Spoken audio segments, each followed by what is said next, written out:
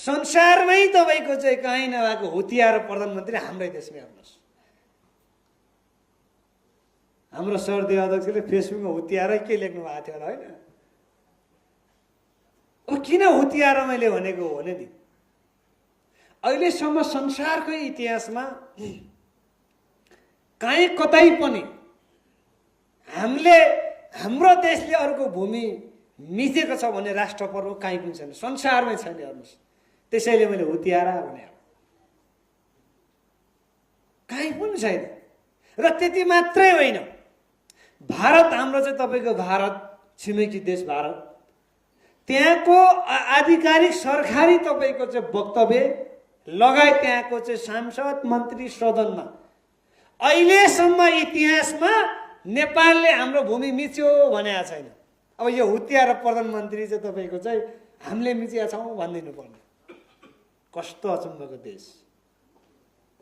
अनि उसले मस्याकरण गर्नुपर्ने। अनि म हेर्दै गएँ किन यस्तो बोलेछ भने मैले त्यही दिन पत्रिका गर्न लागेको थिएँ। तर मैले के सोचेँ भने जे भए पनि मेरो देशको कार्यकारी प्रमुख हो, मैले त्यसो गर्नुहुन्न भनेर मैले एकछिन चुप्प बसेँ।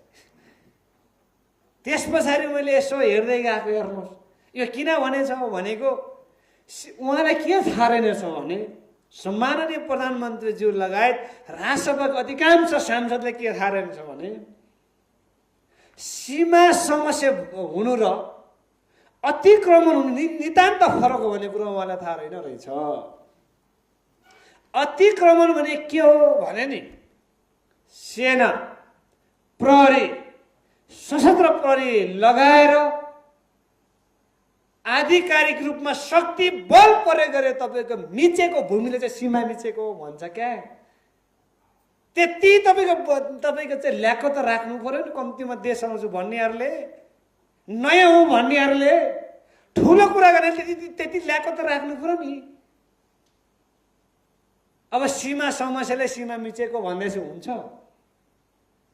कहिलेकाहीँ यो संसारमा फेरि के हो कस्तो परिस्थिति सिर्जना हुन्छ भने जहाँ जहाँ चाहिँ सीमा हाम्रो चाहिँ भूमिहरू हुन्छ, यो नेपाल र भारत र चीनको कुरा मात्रै होइन, अरू देशमा पनि के हुन्छ भने सीमा समस्याहरू उत्पत्ति भइरहेको हुन्छ।